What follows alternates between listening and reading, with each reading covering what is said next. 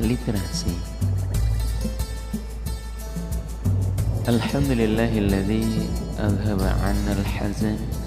Inna rabbana laghafurun syakur. Asyhadu an la ilaha illallah wa asyhadu anna Muhammadar Rasulullah sallallahu alaihi wasallam wa ala alihi wa ashabihi amma ba'd. Lingkungan media di sekitar kita. Agak sulit kita menghindar dari terpaan media atau media exposure saat ini. Kalaupun itu terjadi, maka hidup akan terasa sepi dan dianggap ketinggalan informasi. Coba lihat betapa di sekeliling kita dikepung oleh media informasi dan komunikasi. Televisi, radio, surat kabar, TV kabel. Apalagi kalau penyiaran digital di Indonesia dimulai tahun 2015, sekarang sedang diuji coba dalam penyiaran digital satu channel atau satu kanal. Frekuensi yang saat ini digunakan oleh TV akan menjadi 8 sampai 12 kanal. Jadi, dari 11 kanal TV nasional akan menjadi 88 sampai 131 kanal siaran TV digital. Belum termasuk media online melalui internet yang berisikan berbagai media online seperti radio dan TV streaming. Bila mana kita kekeh menghindari media massa, kita akan tetap terlibat dalam pembicaraan publik atau kelompok ataupun pribadi di sosial media seperti Facebook, Twitter, YouTube, Pad, BlackBerry Messenger, BBM yang juga isi pembicaraannya tidak lepas dari isu-isu yang dibahas dalam media sosial, ditambah Instagram dan banyak lainnya. Pertandingan sepak bola antara Chelsea dan Bayern Munchen yang berlangsung tanggal 20 Mei 2012 dini hari dimenangkan oleh Chelsea melalui adu penalti ditonton oleh miliaran seantero bumi. Selera masyarakat dan mimpi masyarakat pun tentang sepak bola bukan hanya meluas akan tetapi meningkat kualitasnya sembari mengidolakan pemain bola mereka, ialah Cristiano Ronaldo, Lionel Messi, dan David Beckham. Kita memang sedang dalam abad media, oleh karena itu kita perlu melek media atau kita kenal dengan media literasi sehingga kita dapat menggunakan media secara baik dan benar. Dalam kaitan tersebut, bukan hanya kita perlu mengenal dan mengetahui karakter dan latar belakang sebagai informasi mengapa dimuat di media, akan tetapi juga mampu membuat media membagi informasi, menebar kebaikan di muka bumi. Urgensi melek media. Untuk dapat mencerna makna pesan melalui media massa, maka kita harus melek media. Melek media adalah bukti yang menunjukkan kemampuan seseorang untuk menganalisis, mengevaluasi dan menciptakan pesan dalam berbagai mode, jenis, dan bentuk media. Jane Talim, 2009, Education Specialist, The Provincial Center of Excellence for Child and Youth Mental Health Children's Hospital of Eastern Ontario, masih menurut Talim, melek media juga dapat diartikan sebagai kemampuan untuk menyaring dan menganalisis pesan yang diinformasikan, menghibur dan menjual kepada kita setiap hari. Secara lebih dalam, melek media adalah kemampuan untuk membawa keterampilan berpikir kritis untuk menghadapi semua dampak dari paparan media, video, musik, dan web atau internet. Topik melek media adalah tentang menanyakan pertanyaan penting tentang apa yang ada di sana dan melihat apa yang tidak ada. Ada sama dengan kenyataan bentuk media. Media literasi juga merupakan hal yang naluriah untuk mempertanyakan apa yang ada di balik produksi media, apa motivasinya, keuntungannya, nilai-nilai kepemilikan, serta untuk menyadari bagaimana semua faktor yang mempengaruhi sebuah isi media. Mengingat media yang kita gunakan menggunakan teknologi, Maureen Baron, administrator multimedia di The English Montreal School Board, mengingatkan agar kita harus memiliki kemampuan melek media yang disertai dengan melek huruf cetak, melek huruf dan angka sekaligus melek teknologi.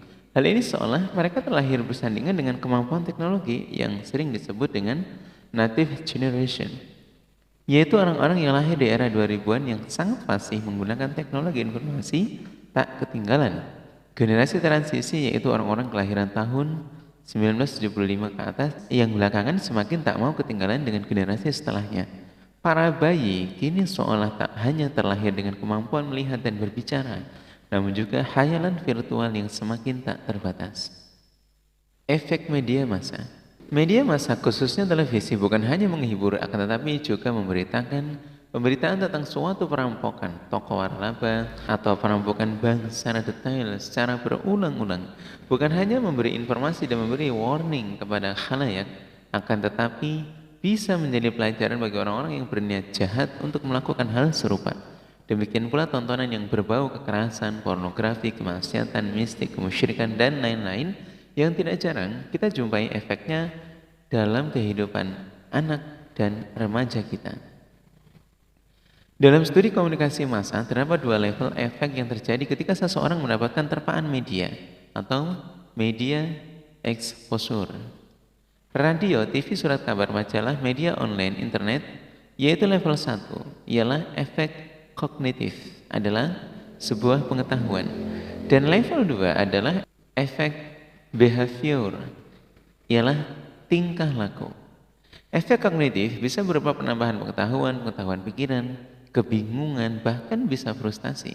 Efek behavior atau tingkah laku, terpaan media dapat mengubah sikap dari negatif ke positif atau sebaliknya. Dan kemungkinan dapat terjadi peneguhan sikap atau reinforcement. Karena adanya pembenaran yang diinformasikan oleh media atau Becker, McComb, McLeod, 1975. Dapat terjadi peneguhan sikap atau reinforcement karena adanya pembenaran yang diinformasikan oleh media. Becker, McComb, McLeod, 1975.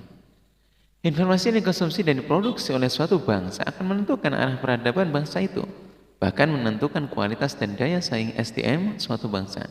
Pertanyaannya, apakah kita sudah mampu memilah dan memilih informasi untuk kebutuhan kita? Dan apakah media informasi sudah menyajikan informasi yang berkualitas untuk kita konsumsi?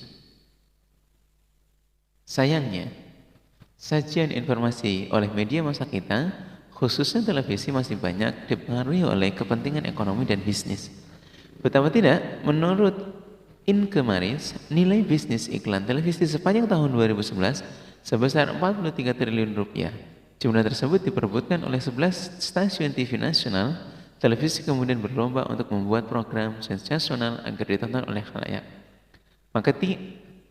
Makin tinggi rating atau tingkat keseringan yang ditonton atau didengar oleh khalayak sebuah program TV, maka makin banyak iklan yang jadi sponsor acara. Acara TV kita lalu menjadi seragam dan terus berulang atau ubiquitous, seperti sinetron, musik, show, infotainment, reality show, berita, dan lain-lain yang tidak terlepas dari kekerasan, pornografi, mistik, dan judi. Tidak jarang, persoalan moralitas, budaya, dan norma hukum dilanggar untuk mencapai rating yang tinggi dalam suatu kasus. Padahal, kalau stasiun TV kita membuat program yang berkualitas, mendidik, dan menjunjung moralitas, tentu akan meningkatkan kualitas dan produktivitas pemirsa yang pada akhirnya akan meningkatkan daya beli. Bila daya beli masyarakat meningkat, iklan produk akan laku terjual dan tentu keberlangsungan industri televisi juga terjamin. Ini dalam suatu kasus yang kebetulan melaksanakan. Demikian halnya dalam pembangunan opini dan kemasan informasi atau agenda setting teori dan framing teori. Banyak bergantung pada kelompok siapa yang menguasai dan memiliki stasiun TV dan media tersebut. Ada anekdot atau lelucon yang bersifat sindiran yang berkembang di masyarakat bahwa baik buruknya negeri ini bergantung pada segelintir orang pemilik stasiun TV di negeri ini. Padahal fungsi media ada 4 dan harus berdasar pada fakta, yaitu informasi, mendidik, menghibur, dan kontrol sosial. Beberapa teori efek media. Beberapa teori efek media. A. Teori jarum suntik. atau hypodermic needle model. Model komunikasi jarum suntik pada dasarnya adalah aliran satu tahap, yaitu media massa kepada khalayak sebagai mass audience. Model ini mengasumsikan media massa langsung, cepat dan punya efek yang sangat kuat terhadap mass audience. Dalam hubungannya dengan pembicaraan kita, peristiwa komunikasi menurut model jarum suntik atau hypodermic needle diibaratkan seperti hubungan SR, stimulus response, yang serba mekanistik. Media massa diibaratkan sebagai model jarum suntik besar yang memiliki kapasitas sebagai perangsang atau S, yang amat kuat dan menghasilkan tanggapan yang kuat pula, bahkan secara spontan, otomatis, serta reflektif.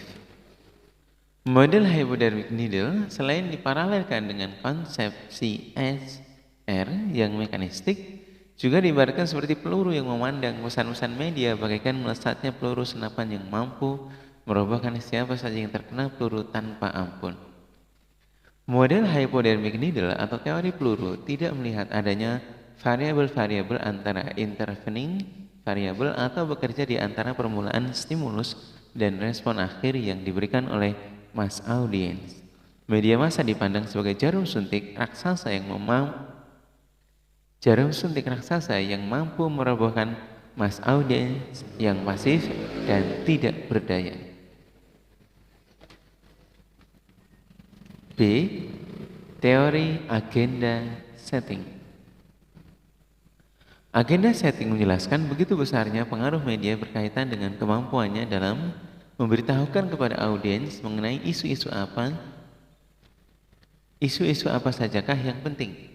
Sedikit kelas balik, di tahun 1922, kolumnis Walter Lippmann mengatakan bahwa media memiliki kemampuan untuk menciptakan pencitraan ke hadapan publik.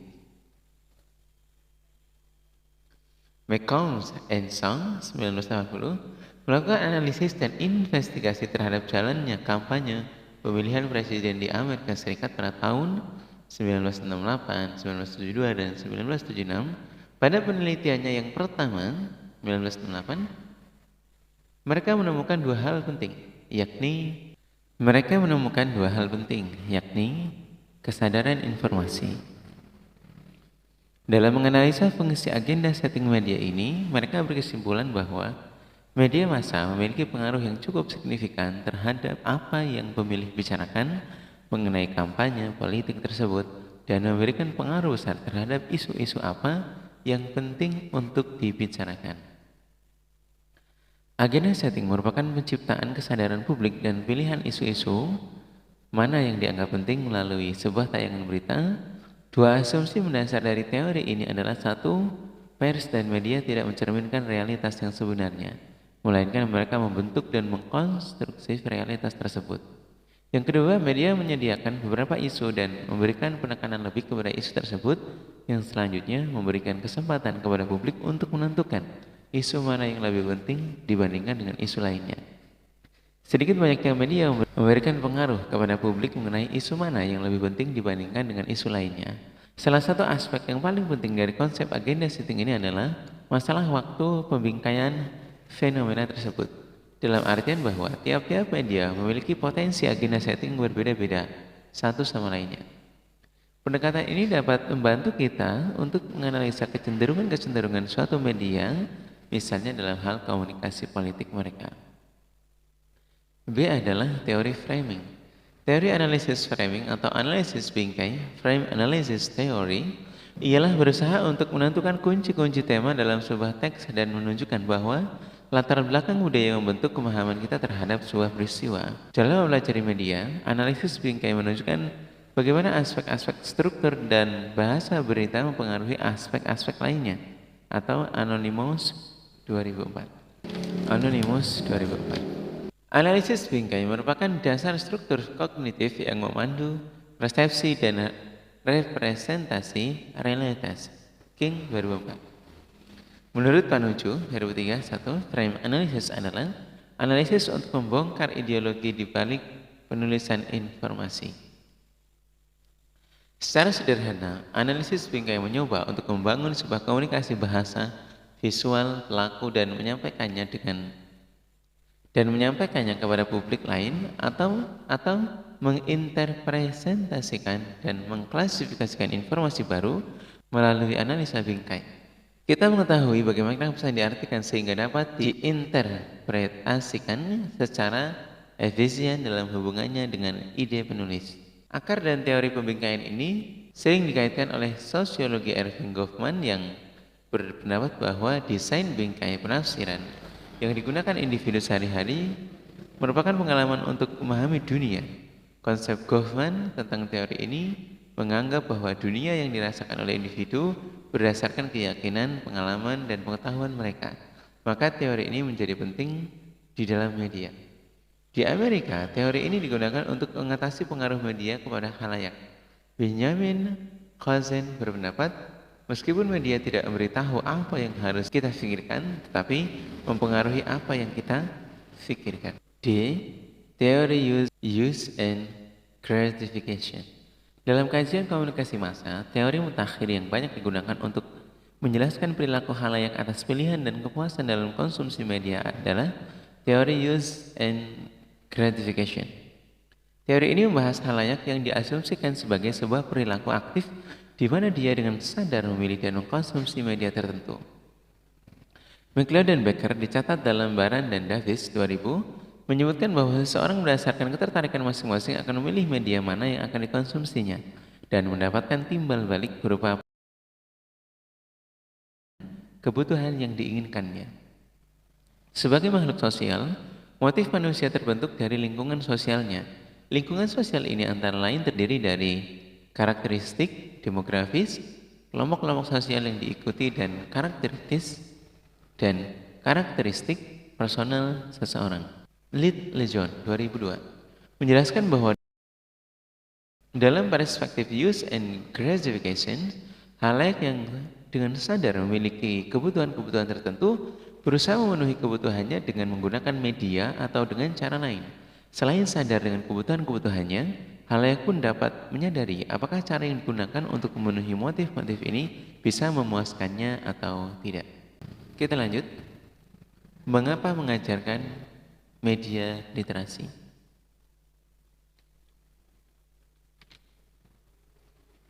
Definisi melek media dewasa ini lebih dari sekedar mampu membaca dan menulis. Untuk menjadikan melek media yang fungsional di mana seluruh dunia kita, anak-anak dan remaja bahkan kita semua harus mampu untuk membaca pesan yang diinformasikan pada kita setiap harinya, yang menghibur kita dan menjual kepada kita. Ketika internet menjadi fakta baru dalam kehidupan, keterampilan berpikir kritislah yang dapat membantu kaum muda untuk mengendalikan kehidupan nyata mereka. 1. Alasannya, karena melek terhadap media membuat Anda seorang warga negara yang lebih baik. Pat Kipping, penulis media literasi An Important Strategy for Building Peace Magazine dari Toronto, Kanada, memberikan alasan yang kuat mengapa kita perlu melek terhadap media. Menurut Kipping, orang yang telah melek media mampu memahami bahwa media dibangun dengan tujuan untuk menyampaikan ide, informasi dan berita dan perspektif orang lain. Mereka telah mengerti bahwa di dalam media terdapat teknik-teknik khusus yang digunakan untuk menciptakan efek emosional. Senada dengan Kipping, Wally Bowen, seorang pemerhati media dari Amerika, juga merasa perlunya media literasi bagi setiap warga negara sebagai alat demokrasinya. Melek media berusaha memberdayakan warga negara dan mentransformasikan hubungan mereka yang pasif terhadap media menjadi keterlibatannya mampu secara aktif dan kritis menentang tradisi dan struktur bentukan media, budaya, komersial, media, dan menemukan cara baru bagi warga negara untuk menyampaikan aspirasi dan wawancara melalui media. Yang kedua, kejenuhan terhadap media. Yakinlah kita bahwa kita belum merasa jenuh dan dipadati oleh berbagai media. Bukan hanya televisi, kita juga mendengarkan musik, radio, baca koran, majalah, bermain komputer, dan video game. Seorang pengajar media dari Inggris, Len Masterman, mengingatkan kepada kita semua bahwa kehidupan manusia zaman sekarang terlalu bising, Melalui berbagai media, kita terkena pesan lebih banyak daripada kakek nenek dan orang-orang lain di masa lalu. 3. Pengaruh media. Media tidak hidup di ruang hampa sosial. Media justru memperantai setiap orang. Media menjual kesadaran penonton. Media mencoba untuk mempengaruhi, bahkan merayu orang, tidak hanya membeli produk tertentu, tapi juga mengkonstruksikan mengenai mudahnya membeli. 4. Pembuatan dan pengelolaan informasi. Pesan yang dibawa dalam media bukan tanpa maksud. Sebagian besar bidang pemerintahan dan bisnis swasta memiliki Departemen Hubungan Masyarakat atau Public Relation atau PR yang tujuannya adalah untuk memberi citra baik tentang mereka keluar menuju ke dalam kesadaran, untuk memberi citra baik tentang mereka keluar menuju ke dalam kesadaran publik. Melalui ini, banyak yang berhasil dengan baik sehingga kebanyakan kabar yang diberitakan mengenai mereka sebenarnya datang langsung dari Departemen PR dan siaran pers. 5. Media pendidikan dan demokrasi. Para pemimpin politiklah yang telah menemukan pengaruh media. Mereka yang menggunakan media mendapatkan cara bagi mereka untuk terlepas dari kebijakan publik atau bahkan integritas pribadi, di mana yang dimunculkan adalah kenyataan yang dikehendaki, bukan kenyataan yang sesungguhnya. 6. Semakin pentingnya komunikasi visual dan informasi. Selama ratusan tahun, masyarakat telah mengapresiasi kemampuan melek media dalam bentuk bacaan dan pemahaman teks. Namun, masyarakat saat ini gambar visual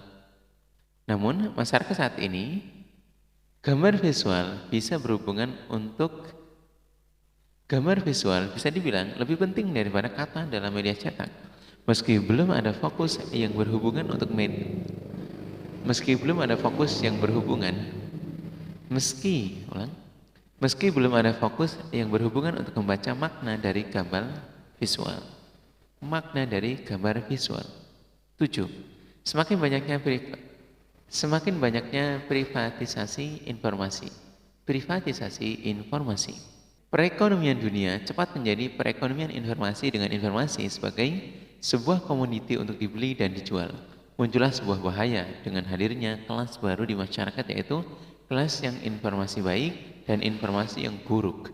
Dengan ketidakmampuan membeli informasi yang baik, maka orang-orang hanya mampu membeli informasi yang buruk yang mungkin mereka dapatkan dengan mudah dan murah, sehingga mereka tidak mampu memperbaiki kehidupan mereka melalui informasi tersebut.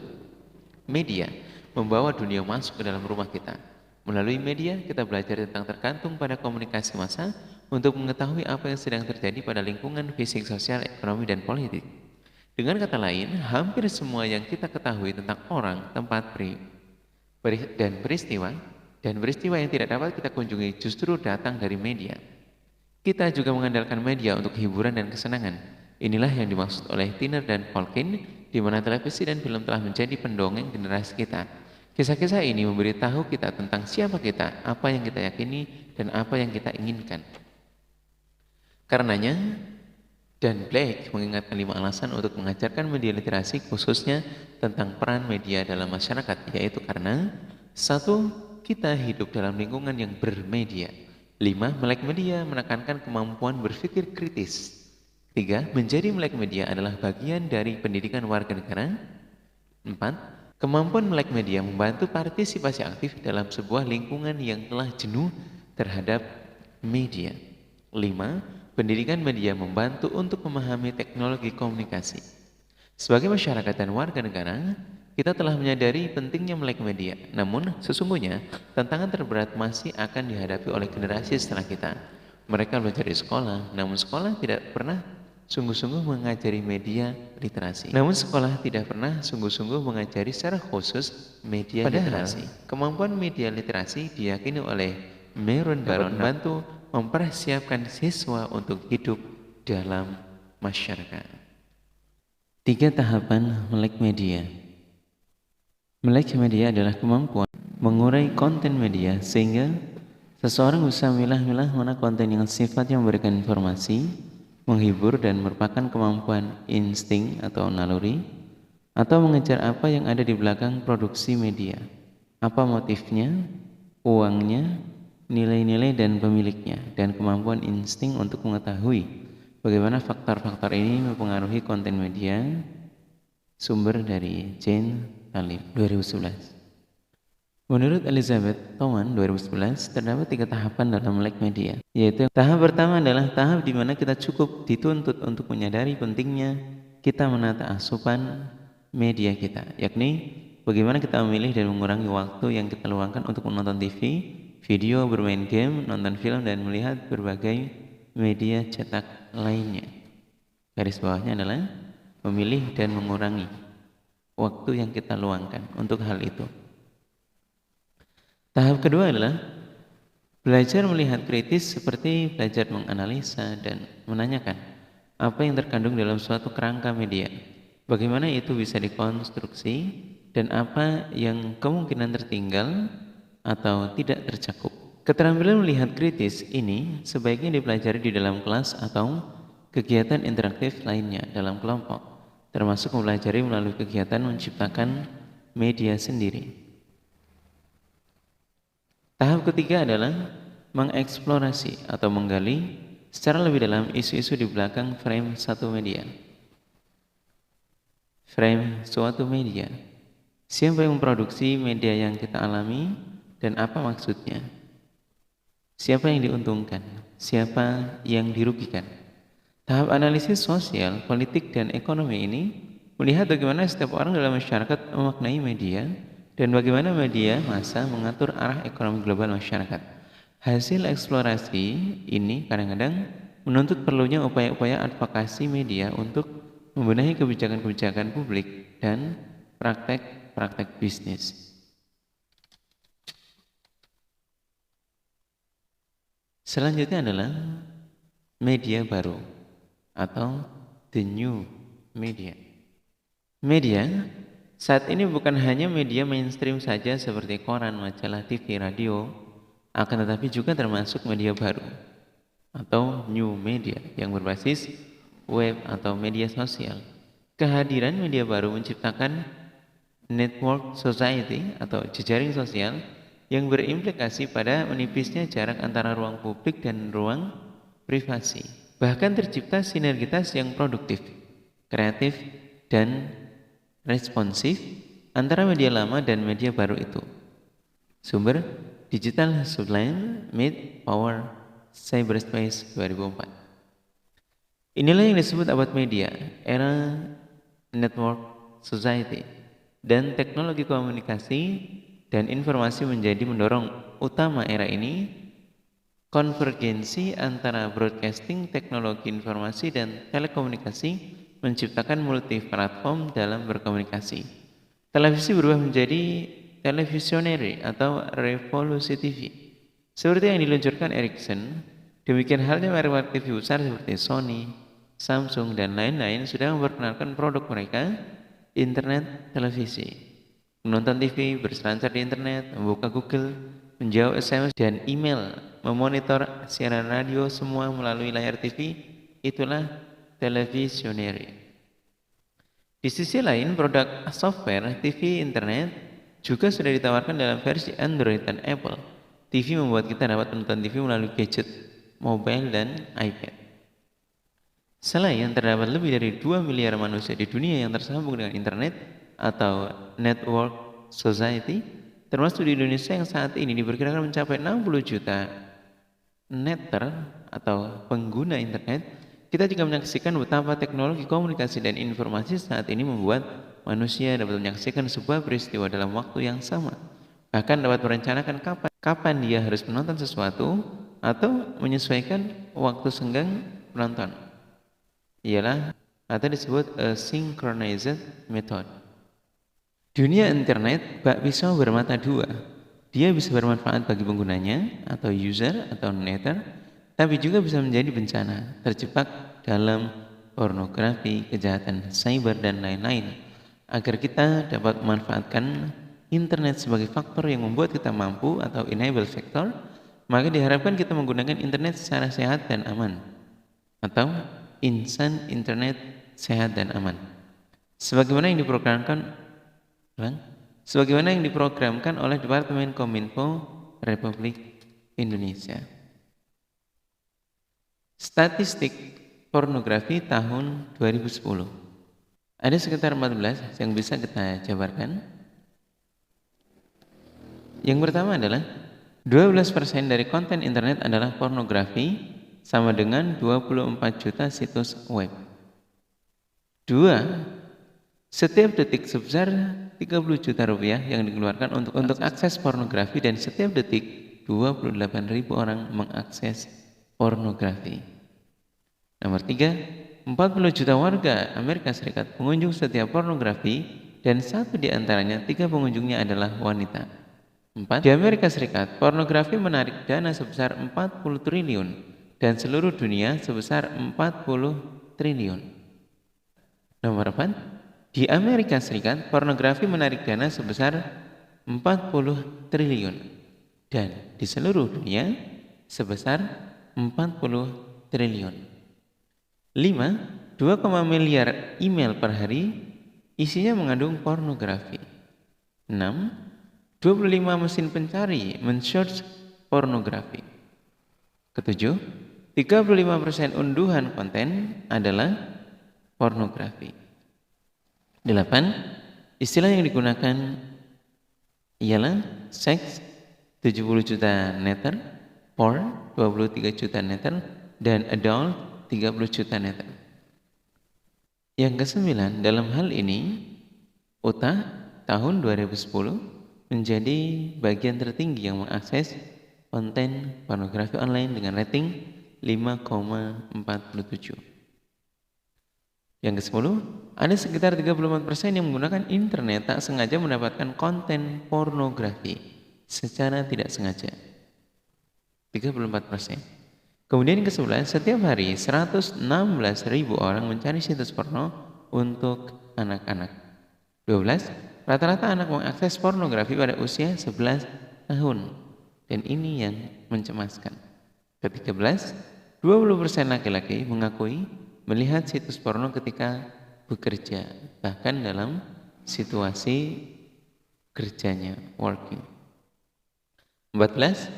Waktu yang tidak populer untuk melihat situs porno ketika Thanksgiving, sedangkan waktu yang paling populer untuk melihat situs porno pada hari Minggu. Internet sehat dan aman. Internet sehat, aman, belajar tanpa batas. Internet sehat aman ialah Insan, adalah program nasional yang dimotori oleh tim sosialisasi Insan yang ditujukan untuk mensosialisasikan penggunaan internet secara sehat dan aman ke berbagai kalangan, sehingga internet dapat memberi manfaat dan nilai tambah. Dalam hal ini, manfaat internet. Dengan berbagai fasilitas yang disediakan, maka banyak manfaat-manfaat yang diperoleh dari internet. Di antaranya sebagai berikut. 1. Kumpulan berbagai informasi. Boleh dibilang bahwa internet adalah gudangnya informasi, baik itu informasi asli atau asal-asalan. Informasi dunia maya tidaklah mendapat penyaringan yang berarti. Maka dari itu, gunakanlah informasi tersebut dengan bijak dan berhati-hati. Yang kedua, pertemanan. Adanya Facebook, Twitter, Google+, blog, dan jejaring sosial lain bisa dipergunakan oleh netter atau user untuk berhubungan lewat internet dengan mudahnya. Kita bisa membuat akun di sana dan berkenalan dengan orang-orang baru, bahkan yang berada di ujung dunia sekalipun. Yang ketiga, sumber berita. Banyak sekali situs-situs berita yang diterbitkan lewat internet, contohnya saja CNN, BBC untuk luar negeri, dan atau Detik, FIFA, dan lain-lainnya sebagai situs yang menyediakan beberapa berita terbaru. Portal berita mereka diupdate dalam hitungan menit dan bisa dibaca dimanapun dan kapanpun. Tidak seperti berita dan radio atau televisi yang memerlukan jadwal khusus penayangan. Yang keempat, pendidikan. Dengan internet, kita bisa mendapatkan berbagai referensi beragam dari berbagai sumber dengan biaya yang relatif murah.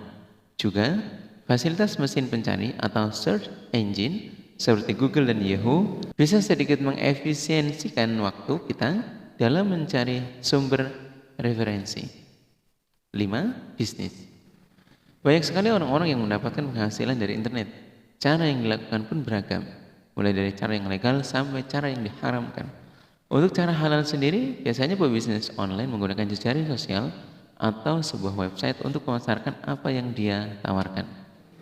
Salah satu contoh pebisnis busana muslim yang berhasil adalah Islami Aprilia Waskito, ialah putra Haji Siddiq Waskito, bendahara yang berada di sebuah lembaga DPP, yang mengawali bisnisnya melalui Facebook, yang kemudian sukses menjadi desainer.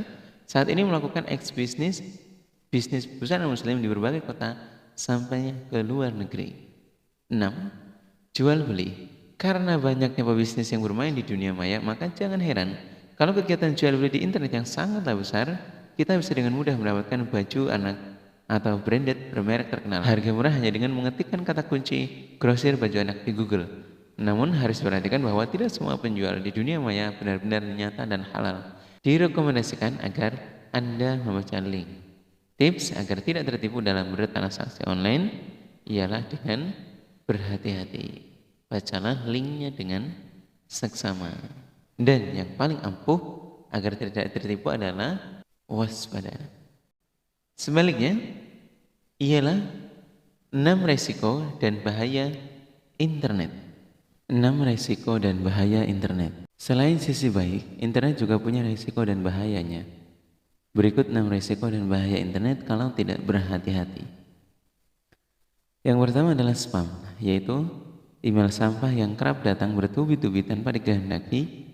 Isi dari spam tersebut bermacam-macam, dari menawarkan produk, jasa, hingga penipuan berkedok kerjasama bisnis, dan tawaran bertubi-tubi multi-level marketing sehingga penyebaran virus itu meluas secara otomatis. Yang kedua adalah informasi palsu yang menyesatkan atau hoax. Biasanya berkaitan dengan suatu produk, perusahaan, dan tokoh atau kepercayaan atau agama. Yang ketiga adalah pencurian identitas atau phishing atau farming. Selanjutnya, identitas yang dicuri tersebut dapat dipergunakan untuk melakukan pencurian atau penipuan atau pembuatan ilegal lainnya. Yang keempat, kekerasan menggunakan media internet.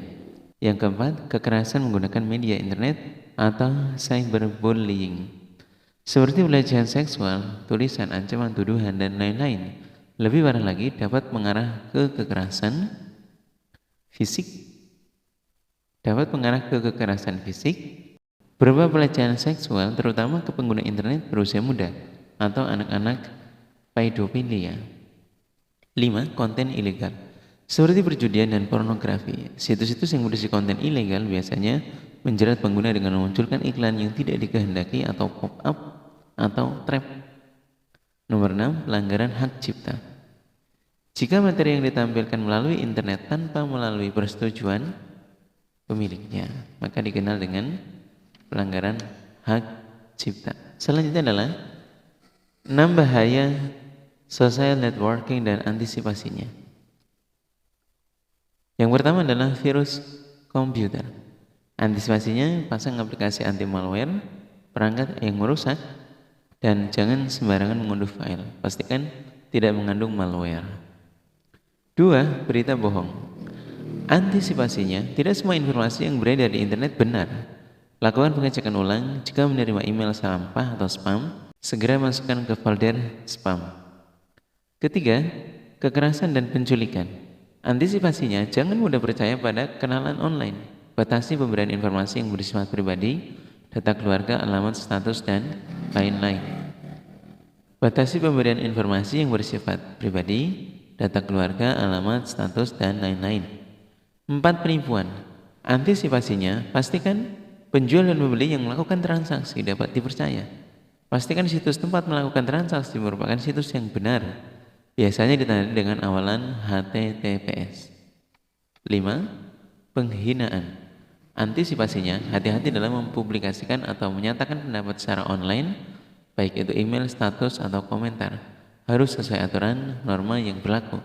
Diatur dalam Undang-Undang ITE nomor 11 tahun 2008, misalkan kasus berita. Itu contohnya saja. Yang keenam, penyebaran foto atau video pribadi. Antisipasinya, pastikan foto atau video yang dipasang tidak akan merugikan diri sendiri atau orang lain. Jika menggunakan video call, pastikan penampilan sopan karena bisa jadi direkam oleh pihak lain. Kemudian selanjutnya adalah 5 hal untuk orang tua yang membantu remaja menggunakan internet sehat dan aman. Pertama adalah sedapat mungkin letakkan komputer di ruang tengah yang dapat terpantau. Yang kedua, internet dapat juga diakses menggunakan ponsel tertentu, maka usahakan dapat mengecek penggunaan internet melalui ponsel anak Anda. Yang ketiga, pasang dan aktifkan aplikasi penjaga konten yang tidak dikehendaki atau antivirus atau anti malware, anti spyware atau anti spam. Ialah anti adware dan lain-lain. Banyak contoh di dalam komputer. Yang keempat, pasang dan aktifkan aplikasi parental control di komputer. Aplikasi ini dapat diunduh secara gratis dan dapat membatasi serta mengawasi penggunaan internet oleh anak Anda. Yang kelima, buat aturan penggunaan internet untuk anak Anda dan lakukan komunikasi berkelanjutan dengan baik. Selanjutnya, 5 aksioma internet sehat dan aman. A. Sehat. 1. Jika sibuk dengan ketagihan mengakses konten yang positif, maka dengan sendirinya akan melupakan atau terhindar dari godaan mengakses konten negatif karena tidak ada waktu. Yang kedua, you are what you browse. Dalam arti kata bahwa yang akan mewarnai positif atau negatifnya seseorang teknologi, positif atau negatifnya sebuah teknologi adalah perilaku pemakainya. Yang ketiga, jarang ditemukan orang yang sukses dan bahagia hidupnya dari hasil eksploitasi hal-hal yang berbau negatif di dalam internet. Yang keempat, terdapat begitu banyak potensi internet yang perlu dieksplorasi dan dieksploitasi melalui jam terbang agar memberikan nilai tambah bagi penggunanya. Seperti dalam bahasa, tak kenal maka tak sayang, dan Allah bisa karena biasa. Ini dalam bahasa Jawa, Allah bisa karena biasa. 5. Besaran manfaat yang diperoleh dalam menghabiskan waktu mengakses hal yang positif dan negatif seperti layaknya melakukan usaha untuk bisnis dan berusaha memaksimalkan keuntungan atau profit dengan cara memperbesar pendapatan dan memperkecil pengeluaran. B. Aman. 1. Apapun suasana dan kondisinya, anggap saja tidak ada yang aman di dunia cyber, sehingga harus selalu bersikap hati-hati. 2. Yang berinteraksi di dunia cyber adalah manusia biasa, sehingga prinsip-prinsip yang berlaku di dunia nyata seyogyanya dipergunakan dalam internet. 3. Your security is my security. Dalam arti kata bahwa mengamankan adalah tugas dari masing-masing individu tanpa terkecuali. Ingat pepatah yang mengatakan bahwa kekuatan sebuah rantai tergantung dari mata rantai terlemah. 4. Resiko tidak bisa dihilangkan, hanya dapat diminimalkan dengan cara mengorbankan kenyamanan dan keamanan. 5. Titik kelemahan terbesar pada aspek manusia yang dapat dengan mudah dimanipulasi dengan teknik social engineering. Lanjut, citizen journalism atau jurnalisme warga. Jurnalisme warga atau citizen journalism adalah kegiatan partisipasi aktif yang dilakukan oleh masyarakat dalam kegiatan pengumpulan, pelaporan, analisis serta penyampaian informasi dan berita. Tipe jurnalisme seperti ini akan menjadi paradigma dan tren baru tentang bagaimana pembaca atau pemirsa membentuk informasi dan berita pada masa mendatang. Perkembangannya di Indonesia dipicu ketika pada tahun 2004 terjadi tragedi tsunami di Aceh yang diliput sendiri oleh korban tsunami. Terbukti berita langsung dari korban dapat mengalahkan berita yang dibuat oleh jurnalis profesional atau Wikipedia. Citizen journalism adalah bentuk spesifik dari citizen media dengan konten yang berasal dari publik. Di Indonesia, istilah yang dimunculkan untuk citizen journalism adalah jurnalisme partisipatoris atau jurnalisme warga. Ada 2 hal. Setidaknya yang memunculkan corak citizen journalism seperti sekarang ini, pertama adalah komitmen pada suara-suara publik, yang kedua adalah kemajuan teknologi yang mengubah landscape modus komunikasi. Kesimpulan dan penutup. Beberapa indikator melek media. Dari berbagai pendapat tentang pentingnya melek media, terdapat beberapa indikator bahwa secara individual seorang atau suatu masyarakat sudah melek media, yaitu ada 6 hal. 1. Mampu memilih atau selektif dan memilah, mengkategorikan atau mengklasifikasikan media mana yang bermanfaat dan mana yang mudarat. Yang kedua, memahami bahwa media, terutama televisi, merupakan lembaga yang syarat dengan kepentingan. Yang ketiga, memahami media, terutama televisi, bukan menampilkan realitas dan kebenaran satu-satunya, namun bisa merupakan rekayasa dari pelaku-pelakunya. 4. Dan berperilaku kritis pada siaran radio dan televisi, menyadari bahwa sebagai konsumen media, semua khalayak mempunyai hak dan kewajiban atas isi siaran radio dan televisi. Membangun filter yang kokoh baik bagi dirinya maupun terhadap orang-orang yang di lingkungannya, sehingga secara personal tidak mudah dipengaruhi media. 5. Menggunakan media baru atau internet untuk kebaikan, produktivitas, dan sarana belajar tanpa batas. Tidak menggunakan internet untuk pelanggaran atau kemaksiatan, kejahatan,